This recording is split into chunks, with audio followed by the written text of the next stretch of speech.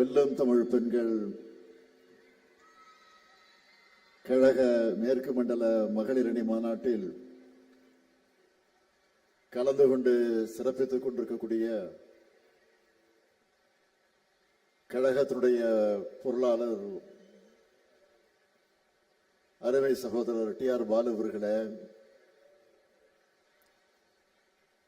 இந்த மாநாட்டினை தலைமையேற்று மிகுந்த எழுச்சியோடு சிறப்போடு நடாத்தி கொண்டிருக்கக்கூடிய என்னுடைய அருமை தங்கை திருமதி கனிமொழி கருணாநிதி அவர்களே, கழகத்தின் முதன்மை செயலாளர் திரு நேரு அவர்களே, துணை பொதுச் செயலாளர்கள் ராஜா அவர்களே, அந்தியூர் செல்வராஜ் அவர்களே, சாமிநாதன் அவர்களே, கழக இளைஞரணியின் செயலாளர் துணை முதலமைச்சர் தம்பி உதயநிதி அவர்களே,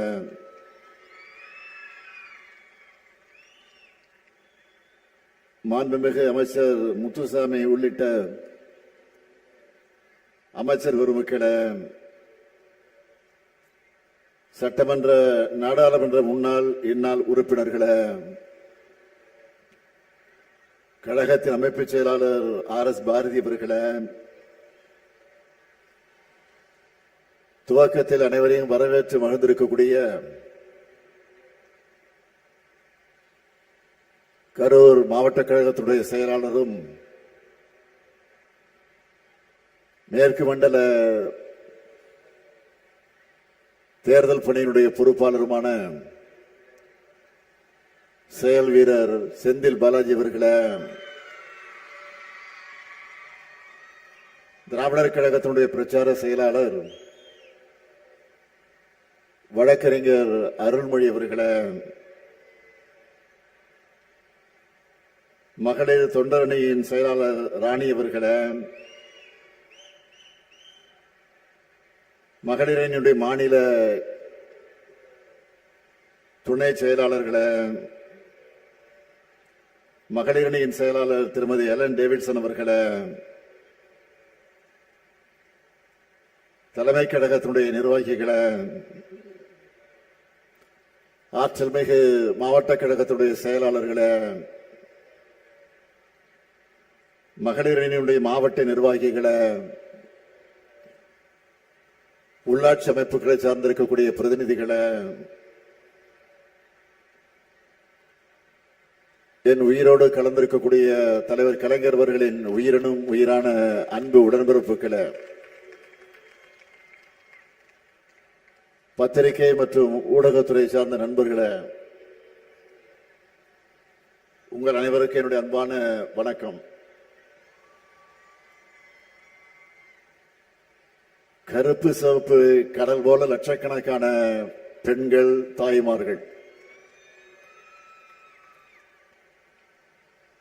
இப்படி ஒரே இடத்துல கூடியிருப்பதாக வரலாறே இருக்காது. உங்களை பார்க்கவே ஒரு பவர்ஃபுல்லா இருக்கு. இப்போ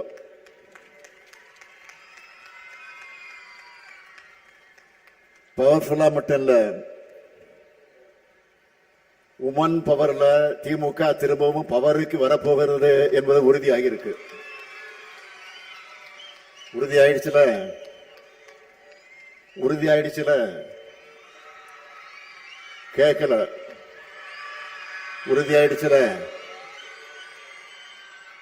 மகிழ்ச்சி. இப்படி ஒரு பவர்ஃபுல் மாநாட்டை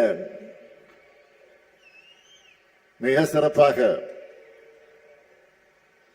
இந்த மாநாட்டு பணிகள் எல்லாம் முழுமையாக தன்னுடைய தோளில் சுமந்து வெற்றிகரமாக நிறைவேற்றி காட்டி இருக்கக்கூடிய ஆற்றல் மிக்க செயல் வீரர் என்னுடைய அன்பு சகோதரர் செந்தில் பாலாஜி அவர்களுக்கு முதல்ல என்னுடைய மனமார்ந்த பாராட்டுக்கள். எந்த களத்துல இறங்கினாலும் அவருக்கு கொடுத்த பணியை பிரம்மாண்டமா செய்யக்கூடியவர் செந்தில் பாலாஜி அவர்கள். மேற்கு மண்டல மாவட்டங்கள் இருக்கிற மக்களோட அன்பும் ஆதரவும் அவருடைய திறமையும் ஒன்று சேர்ந்து நம்மோட எதிர்பார்ப்புகளை மட்டுமல்ல அதுக்கு மேல நிறைவேற்றி காட்டக்கூடியவர். அதேபோல் இந்த மாநாட்டுக்கு தலைமையேற்றிருக்கக்கூடிய கழகத்தின் துணை பொதுச் செயலாளர், நாடாளுமன்ற குழுவினுடைய தலைவர், என்னுடைய அன்பு தங்கை கனிமொழி அவர்களுக்கும்,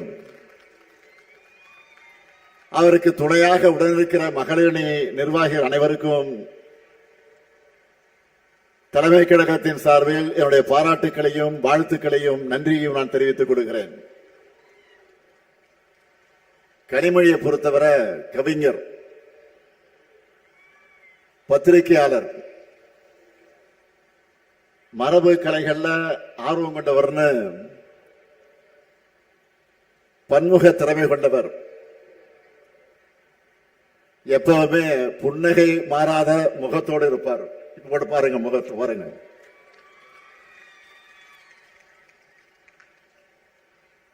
அதே வேளையில் நாடாளுமன்றத்தில் உரிமை குரல் எழுப்பும் போது கர்ஜனை மொழியாகவும் சீருவார். அது மட்டுமல்ல, தேர்தல் வந்துட்டாலே திமுகவுடைய தேர்தல் அறிக்கை, எப்பவுமே தேர்தல் அறிக்கை தான் திமுகவுடைய தேர்தல் அறிக்கை தான் எப்பவுமே ஒரு ஹீரோ. அந்த ஹீரோவையே தயாரிக்கும் பொறுப்பை இப்ப அவர் ஏற்றிருக்கிறார். கடந்த நாடாளுமன்ற தேர்தல் அந்த பணியை அவர் செஞ்ச போது முழுமையான வெற்றி பெற்றோம். ஆக நிச்சயம் உறுதியா சொல்றேன், வரும் சட்டமன்ற தேர்தலில் மாபெரும் வெற்றியை பெறப்போகிறோம். அது உறுதி. நிறைய பேர் இப்ப எதுக்கு மகளிர் மாநாடுன்னு கேட்கிறாங்க. அவங்களுக்கு நான் சொல்லிக்க விரும்புவது, பெண்களின் முன்னேற்றமே நாட்டினுடைய முன்னேற்றம். பெண்களின் வெற்றியே சமூகத்தின் வெற்றி. அடிமைத்தனத்தை பிரேக் பண்ணி பகுத்தறிவு சுடரை கையில ஏந்தி தந்தை பெரியார், பேரறிஞர் அண்ணா, முத்தமிழறிஞர் கலைஞர் கட்டி எழுப்பிய தமிழ்நாடு முன்னேற்ற பாதையில நடைபோடுது. நம்மோட அந்த மாபெரும் லெகசியை பத்தி நம்மளை கேள்வி கேட்கிறவங்க தெரிஞ்சுக்கணும். 1916 நீதி கட்சி தொடங்கினப்போ முதல் கூட்டத்திலேயே ஒரு பெண் கலந்துகிட்டாங்க. அவங்கதான் அலமேலு மங்கை தாயாரம்மாள். அதே போல இன்றைக்கு நாம நூற்றாண்டை கொண்டாடிக்கிட்டு இருக்கக்கூடிய சுயமரியாதை இயக்கத்தை 1925 தந்தை பெரியார் தொடங்கினார். அப்போ மூவலூர் ராமாமிர்த அம்மையார் போன்ற பல பெண்கள் அதில் பங்கெடுத்தாங்க. 1949 திமுக தொடங்கினப்போ சத்தியவாணி முத்து உள்ளிட்ட பலர் கலந்துகிட்டாங்க. 1967 அண்ணா தலைமையில் அமைந்த அமைச்சரவையிலும் அவங்க இடம் பெற்றாங்க. இந்த வரலாறு அத்தனை நான் சொல்வதற்கு என்ன காரணம், ஏன் சொல்றேன்னா, தொடக்கத்தில் இருந்த திராவிட இயக்கத்தில் பெண்கள் முக்கிய பங்கு வகிச்சிருக்கிறாங்க. இந்த மகளிர் அணியுடைய தொடக்கம் எது தெரியுமா? பெண்களுக்கான ஒரு தனி அமைப்பு வேணும்னு பேரறிஞர் அண்ணா அவர்கள் 1956 கழகத்தின் மகளிர் மன்றத்தை தொடங்கினார். அதை தொடர்ந்து மகளிர் மன்றத்தை மகளிர் அணியா விரிவாக்கி வலுவான கட்டமைப்பை உருவாக்கினார் நம்முடைய உயர்நிகர் தலைவர் கலைஞர் அவர்கள். மிகப்பெரிய மாநாடுகளையும் நம்ம மகளிர் அணி நடத்தி இருக்காங்க. அதனுடைய தொடர்ச்சி தான் நீங்க எல்லாரும். நிறைய இளம்பெண்கள் இங்க வந்திருக்கிறத பார்க்கும்போது பெருமையா இருக்கு. திராவிட இயக்கத்தில் பெண்கள் பங்களிச்ச வரலாற்றை தெரிஞ்சுக்கிறது மட்டும் இல்ல, திராவிட இயக்கத்தால் பெண்கள் அடைந்த வளர்ச்சியை உங்க வயசுல இருக்கக்கூடிய மற்ற பெண்களுக்கும் எடுத்து சொல்லணும். 100 ஆண்டுக்கு முன்னே நம்முடைய முன்னோர் அவ்வளவு செஞ்சிருக்காங்களே, இப்ப நாம அதையும் தாண்டி பணியாற்றணும்னு உங்களுக்குள்ள ஒரு உத்வேகம் பிறக்கணும். எந்த நிலைமையில இருந்து நான் முன்னேறி வந்திருக்கோம்னு கொஞ்சம் யோசிச்சு பாருங்க. பெண்கள் படிக்க கூடாதுன்னு சொன்னாங்க, அடுப்படியை தாண்டி போக கூடாதுன்னு நிறுத்தி வச்சாங்க. ஆண்களை சார்ந்து மட்டுமே இருக்கணும்னு அடிமைப்படுத்தப்பட்டாங்க. அதையெல்லாம் உடைச்சு எரிந்தது யாரு? நம்ம திராவிட இயக்கம் தான். அதை மட்டுமா பண்ணணும்? தேவதாசி முறைய ஒழிச்சோம், சட்டம் போட்டு பெண்களுக்கு சொத்துரிமையை பெற்று தந்தோம். பெண் ஏன் அடிமையானால்னு கேள்வி கேட்டு பெண்களின் கல்வி உரிமை சம உரிமைக்கு நாம் போராடி இருக்கிறோம். அதனால இன்னைக்கு இவ்வளவு தூரம் முன்னேறி வந்திருக்கிறோம். தமிழ்நாட்டை பாருங்க, நாட்டில் இருக்கக்கூடிய மற்ற சில மாநிலங்களையும் பாருங்க. போன வாரம் கூட ராஜஸ்தான்ல பெண்கள் மொபைல் போன் பயன்படுத்தக்கூடாதுன்னு சில குழுக்கள் தடை போட்ட செய்தி வந்துச்சு. ஆனா நம்ம ஊர்ல ஆப்பிள் போன்களே தயாரிக்கிற தொழிற்சாலைகளை அதை அசம்பிள் பண்றது பெண்கள் தான். திராவிட இயக்கமும் நம்மோட தலைவர்களும் பண்ண புரட்சியோட விளைவுதான் பெண் விடுதலை, மகளிர் முன்னேற்றம். இன்னைக்கு எல்லா கட்சிகளையும் பெண்களுடைய பங்கு குறிப்பிடத்தக்க அளவுக்கு இருக்கு. அதுக்கும் நாம ஏற்படுத்தின விழிப்புணர்வு தான் காரணம். ஆனா வளர்ந்த நாடுகள் கூட எங்கேயுமே பெண்களுக்கான போதிய பிரதிநிதித்துவம் இன்னும் கிடைக்கல.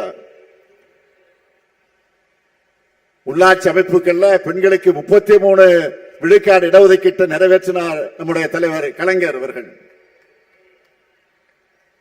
50 விழுக்காடு இடஒதுக்கீடு சட்டத்தை நடைமுறைப்படுத்தக்கூடிய வகையில நகர்ப்புற உள்ளாட்சி தேர்தலை நாம் ஆட்சிக்கு வந்து நடத்தணும். தமிழ்நாட்டில் இப்போ பெண் மேயர்கள் தான் அதிகம். உள்ளாட்சியில் உங்களுக்கு கிடைச்சிருக்கக்கூடிய அதிகாரம் நாடாளுமன்றத்திலும் சட்டமன்றத்திலும் கிடைக்கணும்.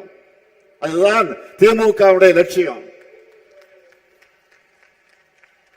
அதுக்காகத்தான் 33 விழுக்காட்டுக்காக தொடர்ந்து போராடுகிறோம். 2017 தலைநகர் டெல்லியிலே இதுக்காக நம்ம மகளிர் அணி சார்பில் போராட்டம் நடத்தப்பட்டுச்சு. நாடாளுமன்றத்திலே தங்க கனிமொழி இதுக்காக அழுத்தமாக குரல் கொடுத்தார். தமிழ்நாட்டுடைய குரலாக மட்டுமல்ல, ஒட்டுமொத்த இந்திய பெண்களின் குரலா நாடாளுமன்றத்தில் கனிமொழி பேசினாங்க. தேவையே இல்லாத நிபந்தனையோடு பெண்களுக்கான 33 விழுக்காடு மசோதாவை ஒன்றிய பாஜக அரசு நிறைவேற்றிருக்கு. தேவையா இல்லாத நிபந்தனையோடு நிறைவேற்றிருக்கு. அது எப்போ நடைமுறைக்கு வரும்னு சொல்ல முடியாத நிலைதான் இருக்கு இன்றைக்கு. இது எதை காட்டுது? ஆபரேஷன் சக்சஸ், ஆனா பேஷன் டெட்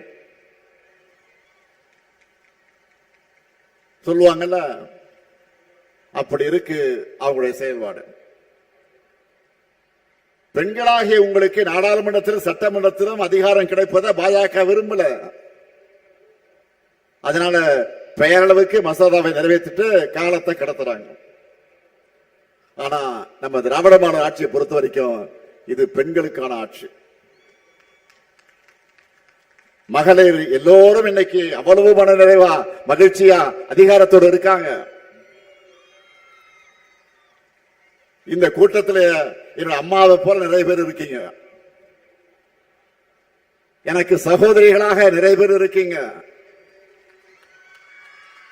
ஏன் என்னோட மகள்களாக எத்தனை பேர் வந்திருக்கீங்க. உங்க எல்லாருக்கும் எது தேவைன்னு பார்த்து பார்த்து திட்டங்களை உருவாக்கி கொண்டிருக்கிறோம். நம்முடைய வெல்லும் தமிழ் பெண்களை கொண்டாடிட்டு இருக்கோம். பெண்களுக்காக நாம செயல்படுத்துகிற திட்டங்களை முக்கியமான சிலவற்றை மட்டும் இங்க எடுத்து சொல்றேன். பல பேர் குறிப்பிட்டு காட்டி இருக்கிறாங்க. இருந்தாலும் நான் நினைவுபடுத்த விரும்புகிறேன். 1,30,69,831 சகோதரிகளுக்கு கலைஞர் மகளிர் உரிமை திட்டத்தில் மாதந்தோறும் 1000 ரூபாய் உரிமை தொகையை கொடுக்கிறோம். குடும்பங்களுக்காகவும் சமூகத்துக்காகவும் தலைமுறையா உழைக்கிற பெண்களுடைய உரிமை அது. திட்டத்தின் பேர்லயே உரிமையை கொண்டு வந்து புரட்சியை பண்ணோம். திட்டமும் பெரிய சக்சஸ். தினமும் எத்தனை பேட்டிகள், எத்தனை பேருடைய வாழ்க்கை கதைகள் இந்த திட்டத்தை வச்சு எடுத்து சொல்லிக்கிட்டே இருக்கு. இந்த உரிமை தொகை பல பெண்களுக்கு சுயமரியாதை ஏற்படுத்தி தந்திருக்கு. நிறைய பேருக்கு தன்னம்பிக்கை கொடுத்திருக்கு. நிறைய பேர் இதன் மூலமா சிறு தொழில் தொடங்குறாங்க. இதுவரை ஒவ்வொரு குடும்ப தலைவிக்கும் நாம மொத்தம் 28,000 ரூபாய் கொடுத்திருக்கிறோம். இது சமூகத்தில் மிகப்பெரிய அளவில் பாசிட்டிவ் இம்பாக்டாக உருவாக்கி இருக்கு. அதே போல நம்முடைய மற்றொரு புரட்சிகரமான திட்டம் தான் மகளிர் விடியல் பயணம். 10 ஆண்டு இடைவெளிக்கு பிறகு திமுக ஆட்சிக்கு வந்திருக்கு. ஸ்டாலின் முதலமைச்சராக ஆகியிருக்கிறார் என்ற மாற்றம். ஆட்சிக்கு வந்து அடுத்த நாள் எதிரொலிக்க வேண்டும் என்று நினைச்சேன். அப்படி சிஎம்மா நாம் போட்ட முதல் கையெழுத்து பெண்கள் கட்டணம் இல்லாமல் பேருந்தில் பயணம் செய்யக்கூடிய திட்டத்துக்கு தான். நான் சிஎம் ஆன அடுத்த நாள் பஸ்ல ஏறினதும் டிக்கெட் வாங்க காசு கொடுத்த பெண்கள் கிட்ட மு.க. ஸ்டாலின் ஆட்சிக்கு வந்துட்டார், இனிமேல் நீங்க டிக்கெட் எடுக்க தேவையில்லைன்னு சொல்லப்பட்டுச்சு. நாம ஆட்சிக்கு வந்ததும் முதல்ல பெண்களின் வாழ்க்கையில தான் மகிழ்ச்சி ஏற்படுத்தணும். இந்த விடியல் பயணத்துல உங்களுக்கு ஒரு சுதந்திரமும் முக்கியத்துவம் கிடைக்குதா இல்லையா? அதுதான் என் கனவு, என்னுடைய லட்சியம் எல்லாம். இந்த திட்டத்தால பெண்கள் பயணம் செய்யறதே பெரிய அளவுக்கு அதிகரிச்சிருக்கு. நிறைய வாய்ப்புகளை தேடி போய் வாழ்க்கையில முன்னேறிட்டு இருக்காங்க. பல மகளிர் காலையிலே பஸ்லேயே வேலைக்கு போறாங்க. பூ, காய்கறி, மீன் விற்பனை செய்யறது, சிறு தொழிலில் ஈடுபடுறாங்க. உரிமை தொகையாக கிடைக்கிற 1000 ரூபாயோட சேர்த்து விடியல் பயணம் திட்டத்தால மாசம் 1000 ரூபாய் கூடுதலா மிச்சம் பண்றாங்க. வேலைக்கு போறவங்க, கோயிலுக்கு போறவங்க, உறவினர்களை பார்க்க போறவங்க, கல்லூரிக்கு போறவங்க, தேர்வுக்கு தயாராக நூலகத்துக்கு போறவங்க, அனைத்து தரப்பு பெண்களுக்கும் இது பயனுள்ளதா இருக்கு. இப்படி இதுவரை 900 கோடி முறை பயணம் செஞ்சிருக்கிறாங்க. அடுத்து அரசு பள்ளியில படிச்சு முடிக்கிற பெண்கள் கல்லூரியில் சேரக்கூடிய எண்ணிக்கை குறைவாக இருக்கிறத கண்டுபிடிச்சோம். இதை எப்படி தடுக்கலாம்னு யோசிச்சு உருவாக்கப்பட்ட திட்டம் தான் புதுவை பெண் திட்டம். சுமார் 7 லட்சம் மாணவிகளுக்கு மாதம் 1000 ரூபாய் வழங்கப்படுது.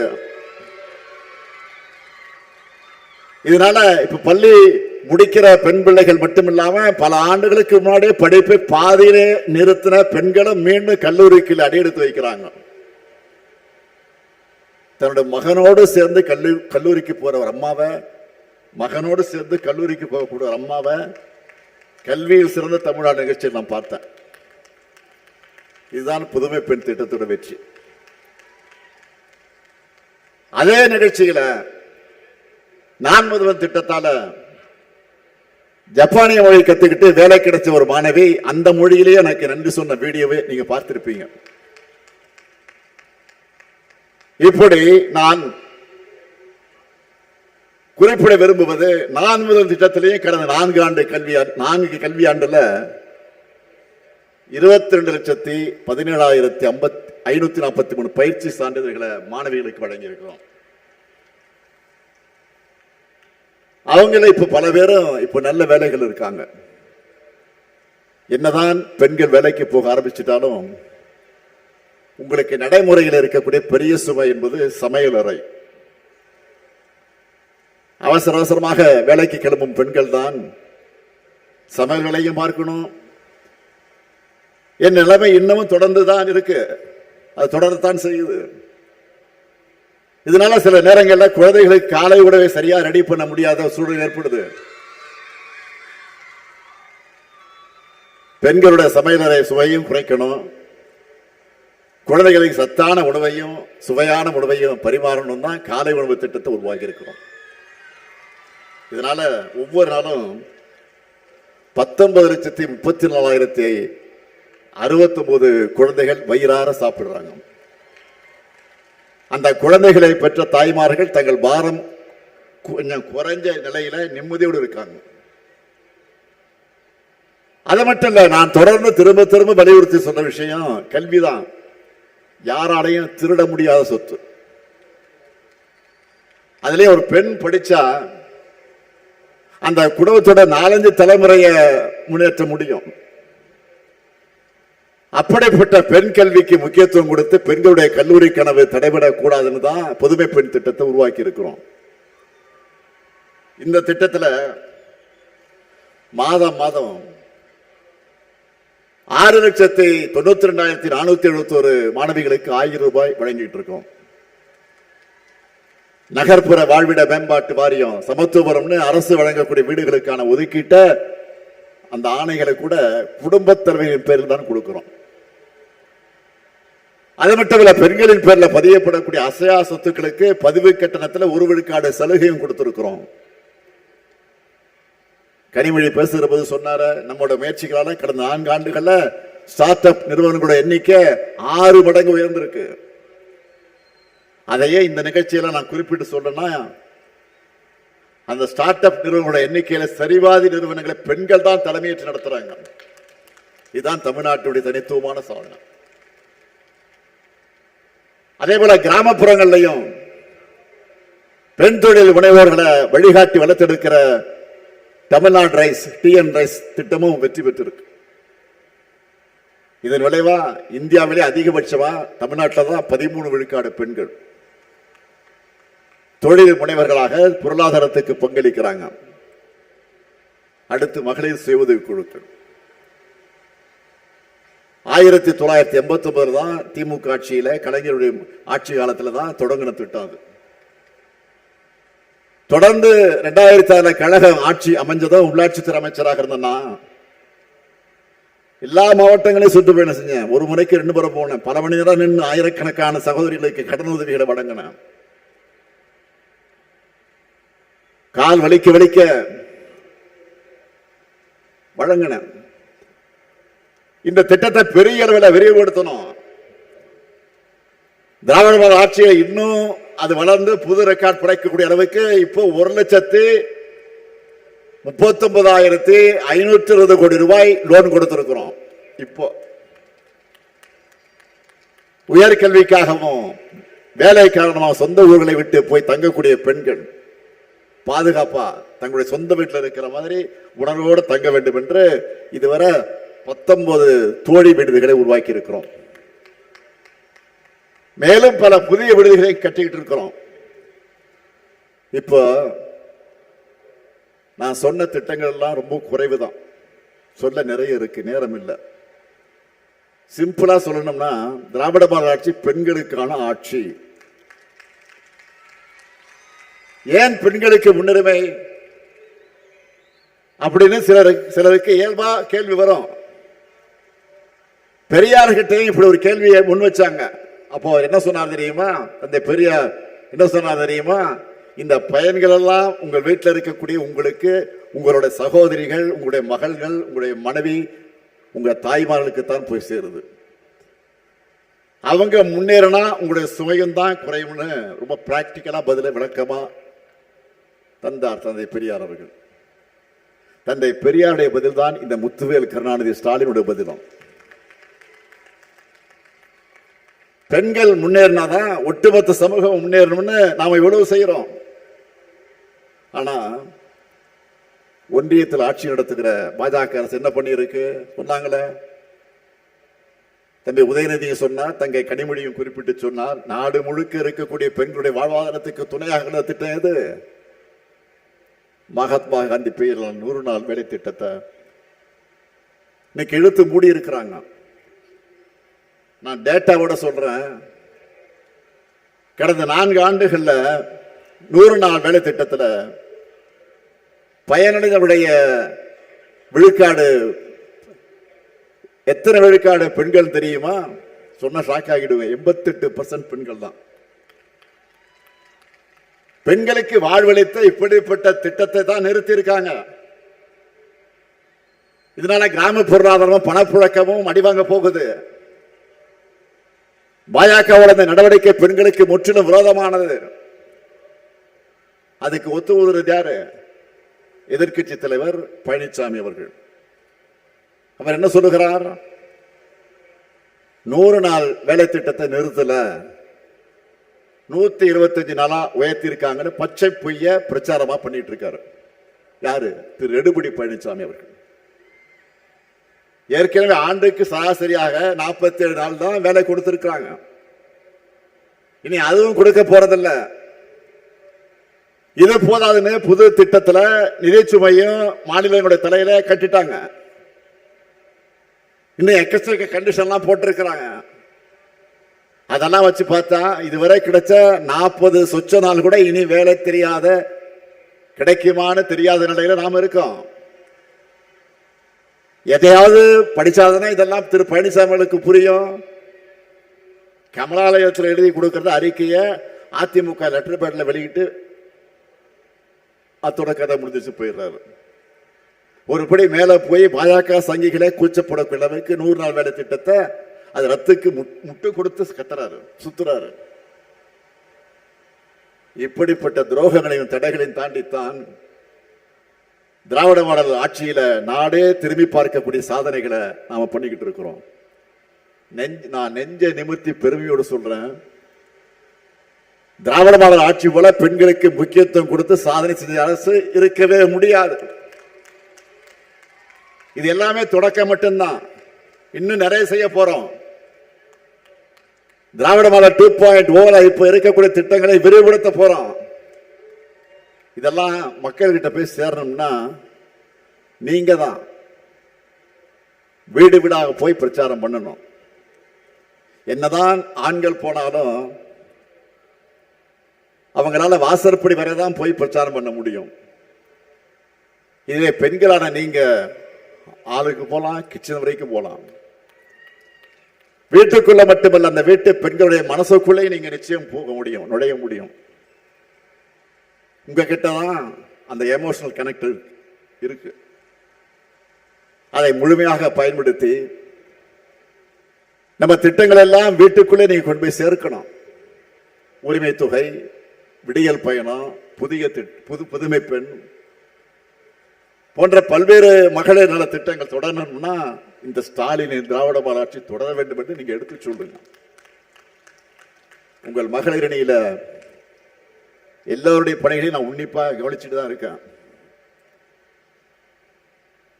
சோசியல் மீடியாவுக்கு இப்போ பெரிய அளவு ரீச் இருக்கு. அதை நாம முழுமையாக பயன்படுத்திக்கணும். மகளிர் அணியில குறிப்பிட்டு சொல்லணும்னா அனிச்சம் கனிமொழி, மருத்துவர் யாழினி போன்றக்கூடிய சோசியல் மீடியா செயல்பாடுகள், விவாதங்கள் சிறப்பா இருக்கு.